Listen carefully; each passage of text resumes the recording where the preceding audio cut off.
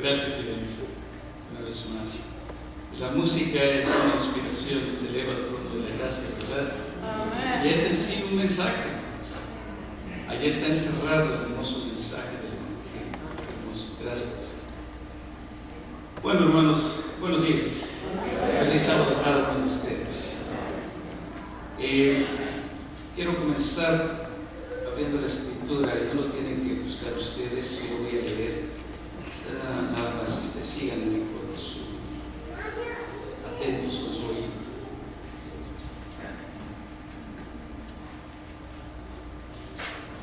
Es curioso, años atrás no tenía segundos lentes, pero ahora me es difícil. Quiero y tengo que forzar un poco la vista, pero tengo que sacar los puntos ojos. Dice así: Pilato volvió a entrar en el pretorio, llamó a Jesús y le dijo: ¿eres tú el rey de los judíos? Respondió Jesús: ¿dices esto de ti mismo o te lo han dicho otros de mí? Pilato respondió: ¿acaso soy yo judío? Tu gente y los principales sacerdotes te han entregado a mí.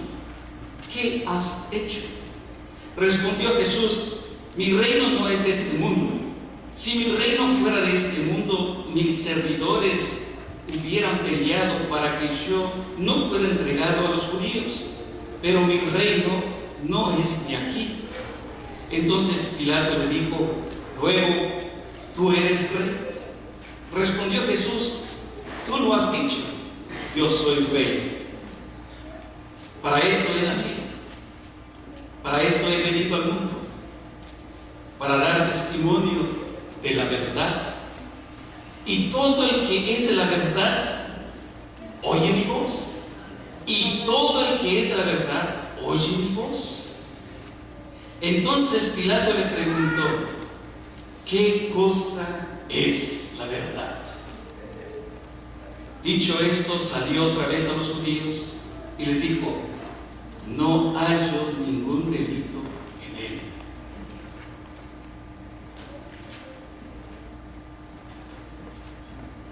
¿Qué es la verdad? Fue el interrogante más sublime de la historia que haya hecho un hombre. ¿Qué es? ¿Qué cosa es la verdad? ¿Saben lo curioso de todo esto? Que al leer este pasaje, Pilato no se quedó allí para escuchar de labios del maestro lo que era verdad. ¿Por qué? Porque él no quiso saber la verdad realmente. No la quería conocer. Pero era importante, de acuerdo a la conversación, hacer la pregunta: ¿qué cosa es la verdad? So, what is the truth? ¿Qué cosa es la verdad?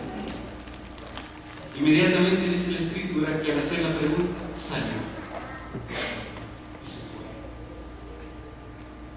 ¿Cuántas veces no nos ha pasado a nosotros como cristianos cuando platicamos con alguien? Es interesante que a través de las edades muchos han sido los que han caído en el error por falta de conocimiento precisamente de la verdad y el no haber estado bien anclados en la verdad. Esta mañana usted podría preguntar, como Pilato: pastor, ¿y qué cosa es la verdad? ¿Y cómo podemos saber y conocer la verdad para que yo también no llegue a ser una estadística más o un número más de aquel que ha caído en el error? Y tristemente muchos se han apartado de la verdad. Hermanos, ha habido pastores que eran una luz, brillantes hombres, tremendamente, pero no es eso lo que hace a una persona. personas tristemente han caído en error y se han apartado de la verdad. Bueno, primero vamos a permitir que la misma palabra de Dios nos conteste esta gran pregunta: ¿qué cosa es la verdad? De acuerdo al señor Pilato. La respuesta la podemos encontrar resumida en unas palabras bien dirigidas por nuestro Señor Jesús hacia sus discípulos y aquellos que estaban ahí al lado de ellos escuchando. Vamos a buscar. Vamos a ir al Evangelio según San Mateo, el capítulo 24, que es un capítulo clave, que debe ser uno de los capítulos más importantes en la vida de todo creyente.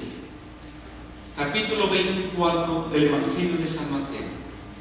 Y vamos a leerlo en el versículo 4. Ahora, los discípulos estaban curiosos en saber qué sucesos, qué iba a ocurrir durante el tiempo final de la historia de este mundo. Querían saber cuándo llegaría la venida del Hijo del Hombre, cuándo llegaría Jesús, cuándo vendría por segunda vez. Estaba entre ellos, pero ellos querían saber qué iba a pasar, porque habían escuchado muchas cosas de Jesús, pero ahora Jesús lo resume en estas palabras sencillas y breves. Versículo 4. Jesús respondió: primero, mirad, ¿qué cosa? Que nadie os engañe. ¿Por qué la advertencia de mirad? Estén atentos, estén fijos, la mirada puesta en los hombres amados. ¿Por qué este tipo de exhortación a sus discípulos? Primero, tengan cuidado que nadie los engañe. Lo que Jesús está diciendo es que iban a venir hombres en un momento preciso que llegarían a enseñar toda clase de cosas. Y estas cosas, si va de acuerdo al apetito de nosotros, quedaríamos confundidos o quedaríamos impresionados por aquel mensaje que se daría. Vamos a ver otro versículo. Ahí mismo, el versículo 24. Noten ustedes la advertencia de Jesús. Dice así: porque se levantarán, ¿qué cosa? Falsos cristos. No uno, habría muchos falsos cristos. Y usted nada más regrese a la historia y ve a través de los años qué ha ocurrido durante el tiempo que usted ha vivido en este planeta Tierra. ¿No ha habido personajes que han tratado de engañar al mundo cristiano? Sin número de ellos, muchos. Pero Jesús dice: mirad, se levantarán falsos cristos. ¿Y qué cosa? Y falsos profetas. Y harán noten ustedes que no solamente se van a levantar estos personajes, sino que van a hacer cosas milagrosas, prodigios, milagros, para engañar, si fuera posible. Noten ustedes que los que están escogidos no son libres de este tipo de contaminación. Pueden ser fácil presa de estos grandes engañadores, si fuera posible, aún a los elegidos. Mirad, dice Jesús, yo ya lo dije anteriormente, la advertencia: no sean engañados. Mis amados, se dice que los padres son los primeros maestros de los niños. ¿Nosotros lo creemos así, no es así? Sí. Nosotros llegamos a ser los primeros maestros de los pequeños. Antes de que ellos vayan al aula de estudio, nosotros ya les hemos dado alguna instrucción.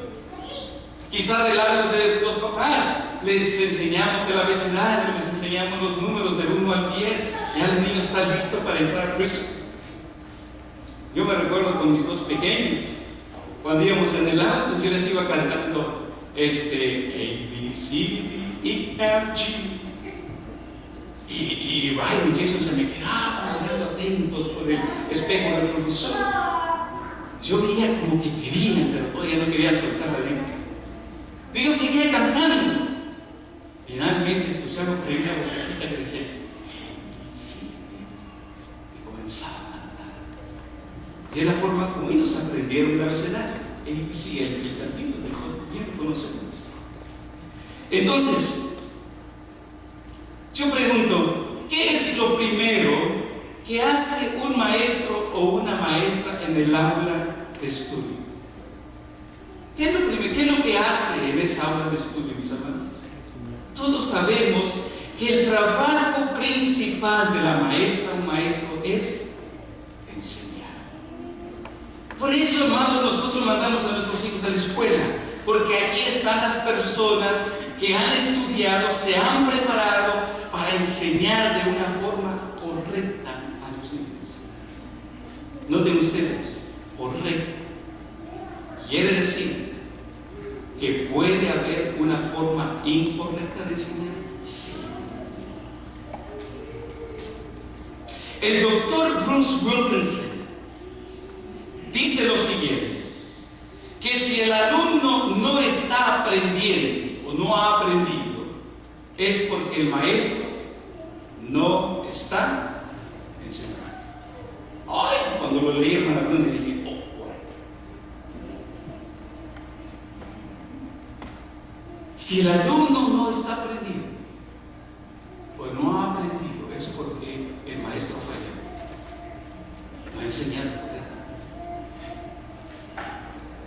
Mis amados, como cristianos, todos nosotros tenemos el deber y la solemne responsabilidad de autoenseñarnos. ¿Qué quiero decir con esto?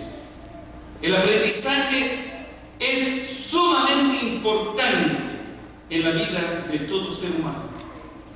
Y esto solamente se realiza a través de una enseñanza.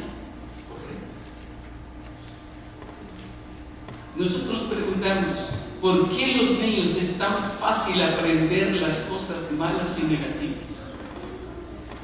Se les salen palabras y dicen, no lo aprendió de mí. Y nosotros luego nos quedamos la vaina. ¿Eso? ¿De dónde aprenden esas cosas? ¿Quiénes son los maestros?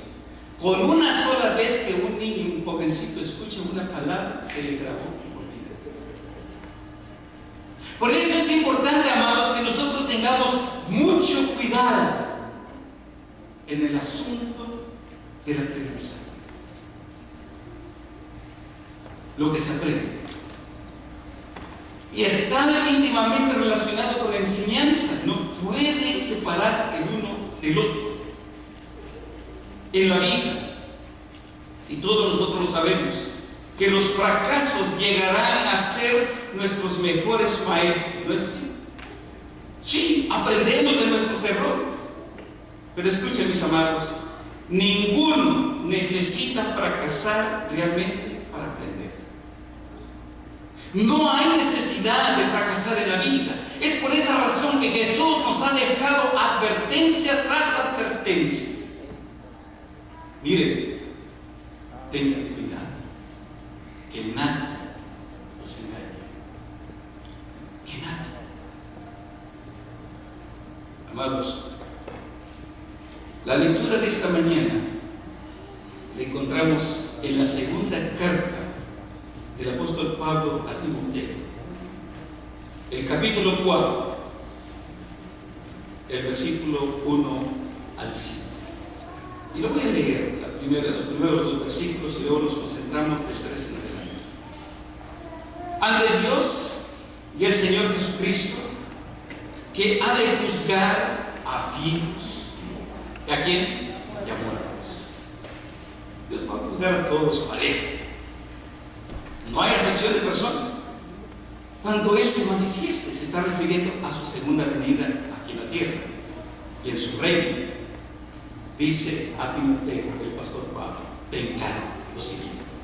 Primero le dice, predica la palabra. Preach the word. Esa es tu solemne responsabilidad responsabilidad es predicar la palabra. Y para todo creyente, mis amados, para ti y para mí, como creyentes que somos, es predicar la palabra. Hay una parte que el apóstol Pablo dice que muchos son los que quieren ser maestros, pero dice: yo quisiera que no todos fueran maestros. ¿Por qué? Porque al maestro cae una responsabilidad humana. El peso de la reprensión, del castigo, será mayor,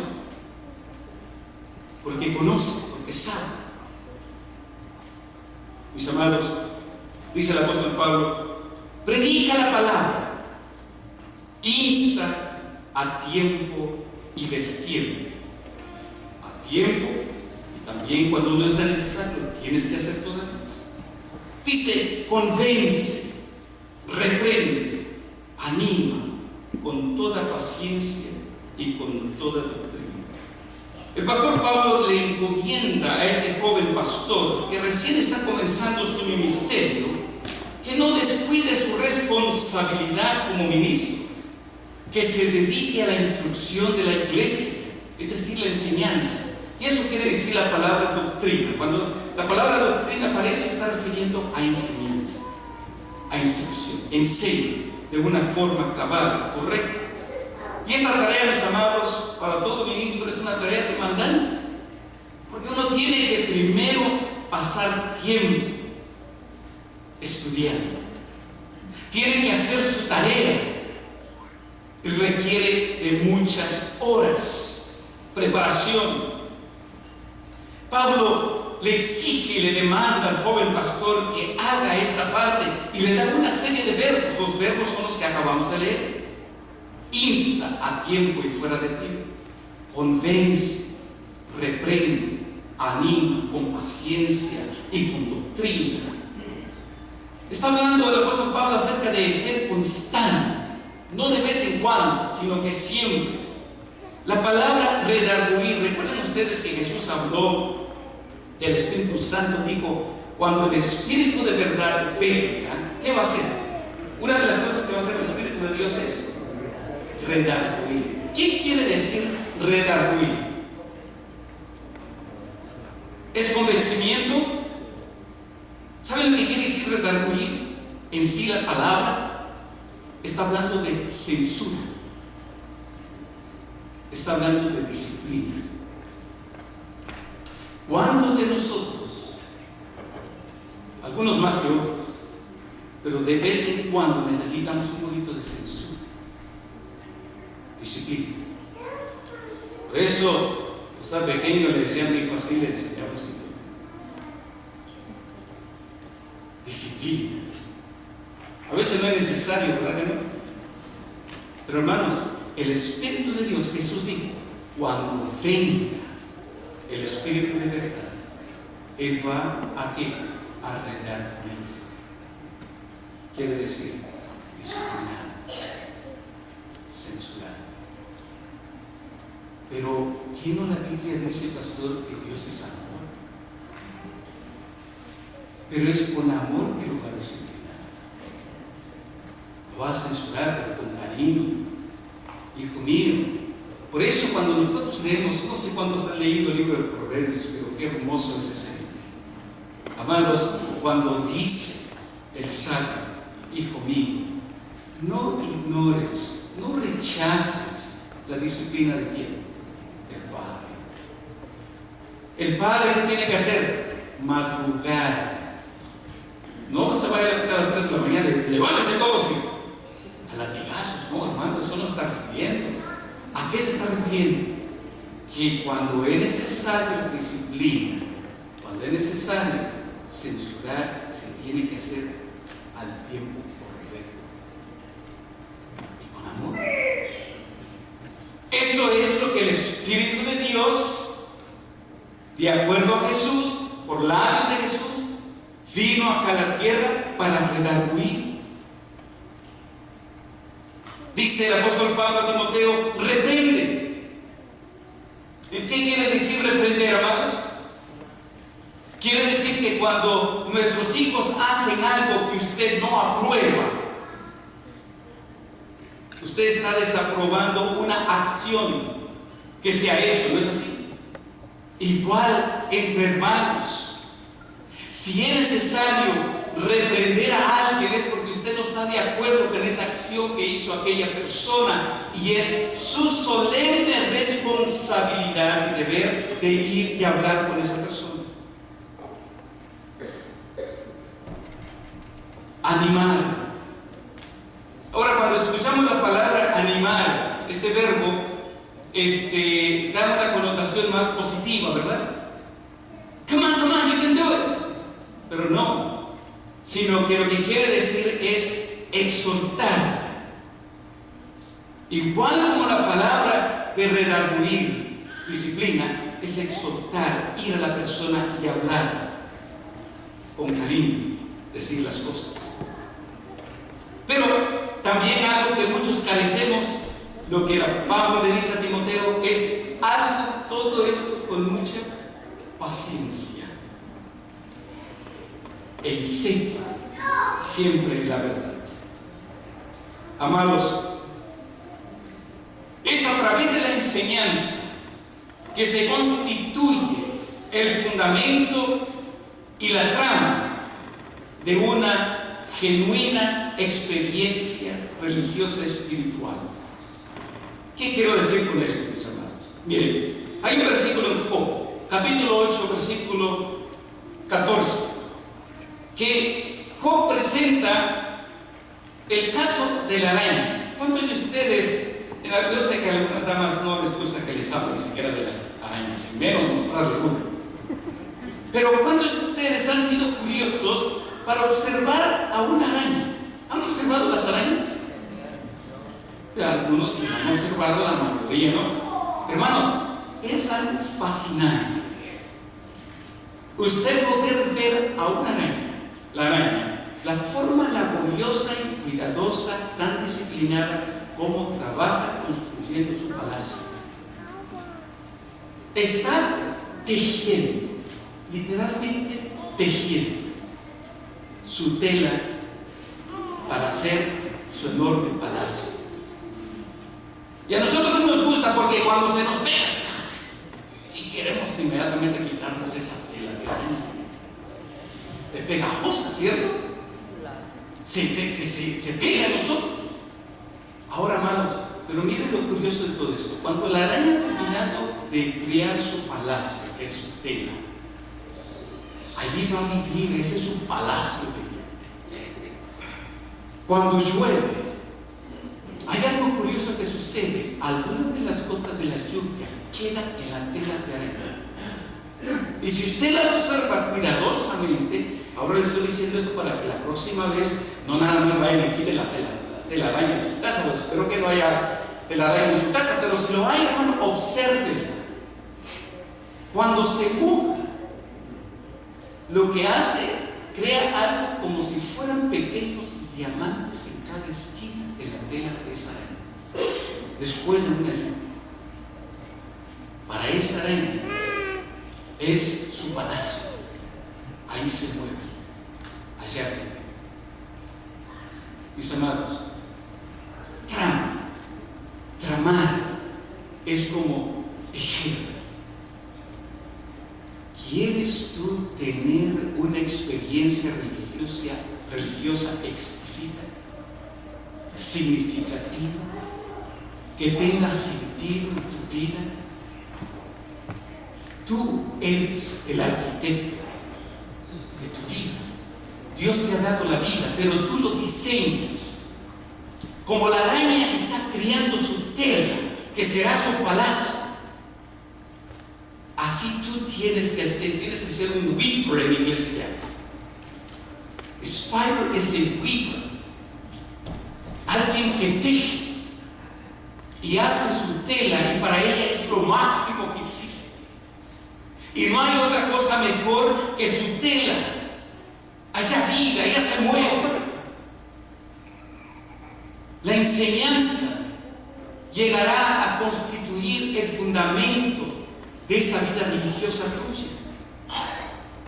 ¿Cuántos de ustedes han estado en los enormes? Hace poco alguien me regaló, hermana Bruni me regaló este marcador de Biblia, que está hecho de madera de los árboles rojos que le llaman redwoods, y tiene un olor tan rico de cedro. Y aquí pusieron imprenta un águila, porque me encantan las águilas. Pero miren, hermano, le quiero decir lo siguiente: ustedes han asistido allá hacia el norte, donde están los árboles secuoya en Yosemite National Park o Sequoia National Park. Muchas veces, una vez recuerdo a alguien que fue allá y dice: Dad, what's so big about just trees? What's the big thing? What's the big issue? Dice: solamente son árboles. Él solamente vio árboles. Yo vi más que árboles. Porque a mí me gusta investigar, me gusta estudiar acerca de estos enormes secuoyas. Secuoyas, algunos de ellos dicen que están allí de 2,000, 3,000 años de antigüedad. Pero ¿saben algo curioso de los secuoyas? Que sus raíces de los secuoyas no son profundas. Solamente llegan hasta 6 metros de profundidad. Para un árbol tan enorme y tan ancho, tan grandote y tan frondoso, era para que las raíces se extendieran y se fueran lo más profundo posible, para que se mantuvieran tan erectos como están. ¿Lo saben, hermanos? Sus raíces son superficiales. Por eso algunos de esos árboles hoy en día ya pusieron una malla alrededor para protegerlos. Porque cuando la gente se acercaba a los árboles, lo que estaba haciendo es estaba dañando las raíces, y como resultado los árboles secuoyas se podían morir. Pero ¿sabe dónde está el secreto de estos árboles? De estar así tan paraditos, tan erectos, tan hermosos, frondosos. El secreto está en lo siguiente: en que sus raíces no son profundas, pero se van hacia los extremos. Y cuando se encuentran a otra raíz de un pariente de ellos, hacen lo que se llama en inglés intertwine. Se interlazan, se intertejen.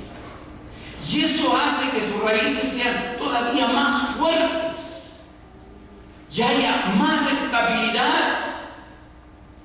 Es exactamente lo mismo lo que tú y yo necesitamos en nuestra vida: estabilidad, firmeza. Nunca pongas tu confianza en ti mismo, y menos en la de los hombres. Siempre pon tu confianza en aquel que lo puede todo, en la santa palabra de Dios. Si un pastor necesita esto, hermanos, ¿cuánto más el laicado?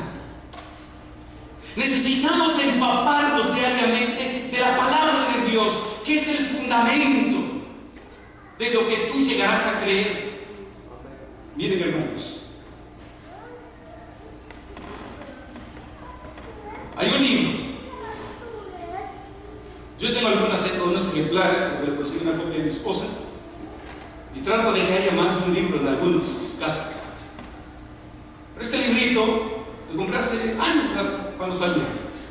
Se llama Las 28 creencias de los adventistas del séptimo día. Lo que los adventistas creen. Si yo te preguntara a ti, querido hermano mío, no visita, no se asusten las visitas, a los míos, si le preguntara: ¿cuántos de ustedes conocen las 28 creencias fundamentales de la iglesia adventista?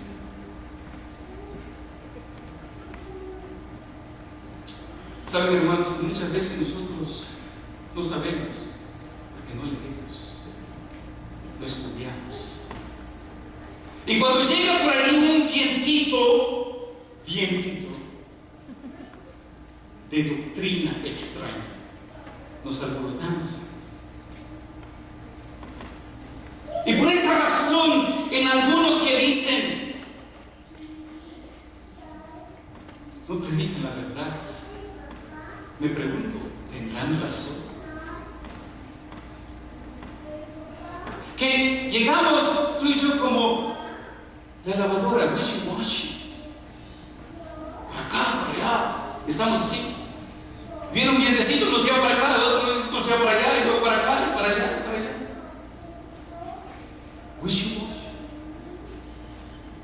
You're taken everywhere by all sorts of teachings because you have no foundation in the Word of God. Hay mediocridad en la vida cristiana y por eso algunos abusan y dicen: están muertos, no hay vida. ¿Tendrá alguna razón, alguna verdad en lo que dice? Yo no sé cuántos tienen este libro en casa. No levante su mano.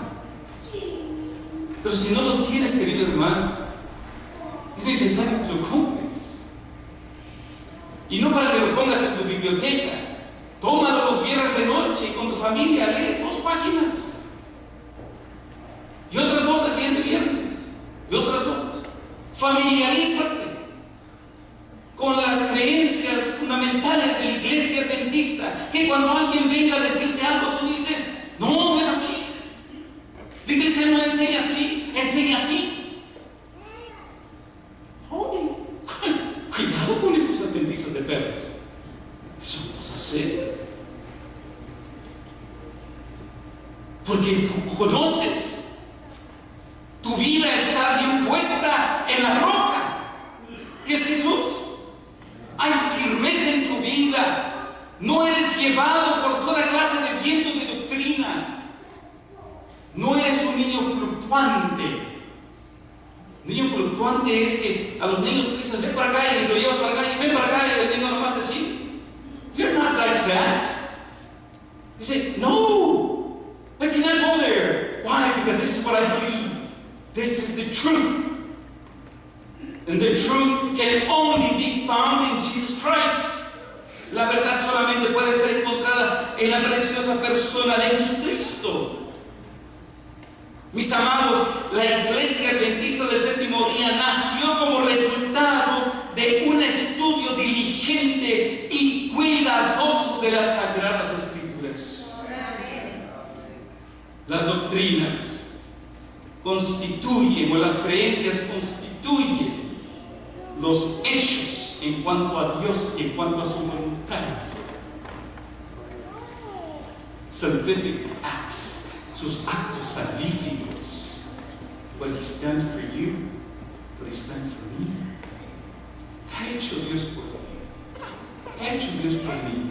Eso necesitamos predicar, amados.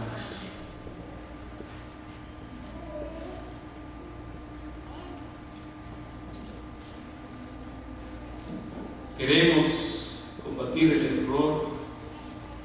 La única forma que lo puedes hacer es conociendo la verdad. Amén. La palabra de Dios. La palabra de Dios es lo único que te dará vigor y vitalidad, querido hermano. Pero quieres ser un cristiano moribundo, aléjate de la verdad. Y créeme, te vas a morir. There's no other. Aquí está la plantita, mira. Si esa plantita la dejamos de poner agua durante este mes de agosto que viene, hermano Aguilar, cuando venga la próxima, no va a haber plantitas. Sí. Bueno, creo que algunas hojas se van a caer, pero bien muertita. Porque eso es lo que pasa en la vida cristiana. ¿Estás tú, mi querido hermano, empapándote de la palabra? ¿O es una vez por semana? Yo no lo sé. Siempre recuerdo que las falsas enseñanzas engendran en el instante. Todo lo que es falso solamente engendra en el instante. Pleito. ¿Y qué cosas debilitan tu alma espiritual? ¿Quieres eso para tu vida? Hay de aquellos que sostienen comezón de oír, y tú dices: bueno, ¿se está refiriendo a los maestros que tienen comezón de oír? No, se refiere a aquellos que tienen curiosidad. Por curiosidad, me invitaron, no quiero ir, pero pues ya íbamos para ver. Bueno, de él mete la cabeza león. Yo no thanks. I know what I believe in. Yo sé lo que yo creo.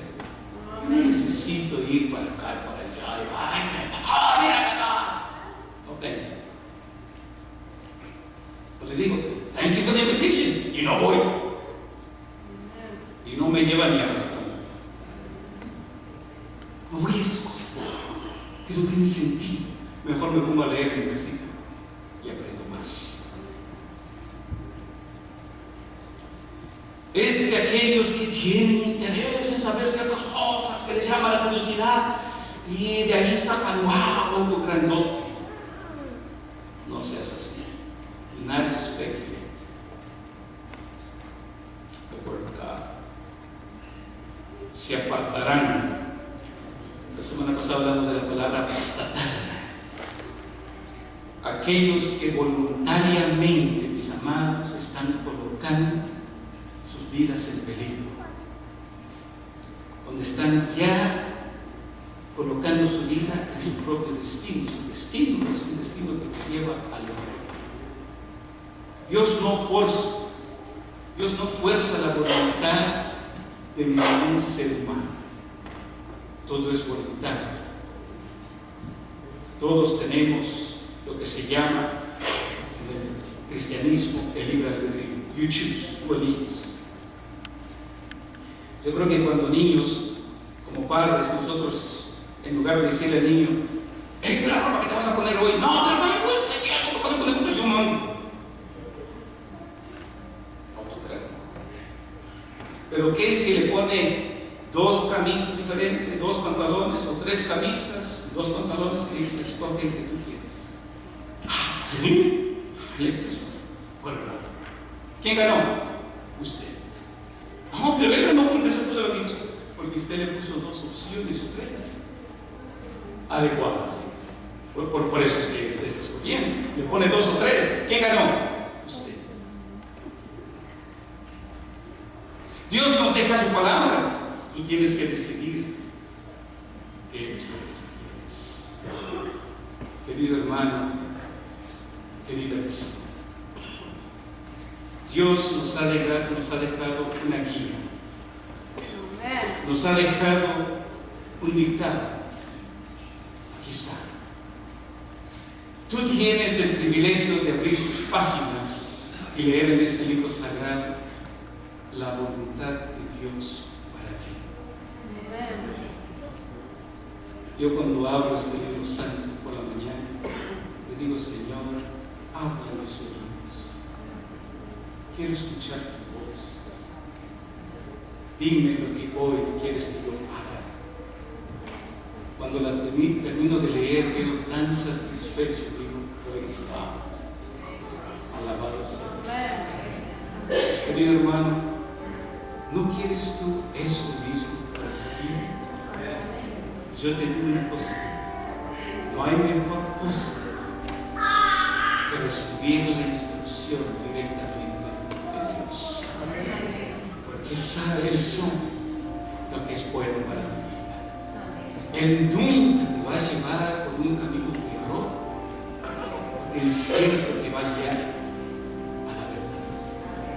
Saben que yo me pregunto muy a menudo, ¿qué hubiera sido de Pilato si él hubiese permanecido allí de pie delante de Jesús para escuchar la verdad? Es probable que la historia que tenemos registrada en los evangelios hubiera sido muy diferente a la forma como quedó. La historia, la tradición nos dice que después de un tiempo Pilato se fue a un lugar secluido, separado, apartado. Dice la tradición, o la tradición dice que se volvió loco y murió. ¿Qué hubiese sido de Pilato si hubiera dicho a Jesús, dime qué cosa es la verdad? Te voy a escuchar. Y Jesús se lo hubiera dicho, posiblemente tuviéramos a un Pilato que hubiera estado evangelizando a los creyentes y convirtiendo. Pero no ese fue el fin de Pilato. Ahora tú, ¿qué escoges tú? El Señor en su palabra te dice qué cosa es la verdad. Depende de ti si la quieres recibir y hacerla propia en tu vida o rechazarla. Ya dijo al principio Pablo, de la manifestación de Jesús, que viene a juzgar a vivos y a muertos. ¿En qué grupo estarás tú? Que nada más hablamos. ¿Qué grupo quieres estar? ¿Con los que van a heredar la vida eterna? Yo sé que tú quieres estar. Vamos a ver. Cariñoso Dios y Padre, esta mañana te damos tantas gracias por el mensaje de tu Hijo Santo. Pido, Señor, que bendigas de una forma especial a cada uno de mis hermanos, a cada visita que ha venido a escuchar tu voz, que no haya sido, Señor, la voz de un hombre, sino la voz tuya. Buen Dios, guíanos siempre a la verdad, enséñanos tu palabra, para que ellos también se puedan mantener firmes hasta el día cuando Cristo aparezca en las nubes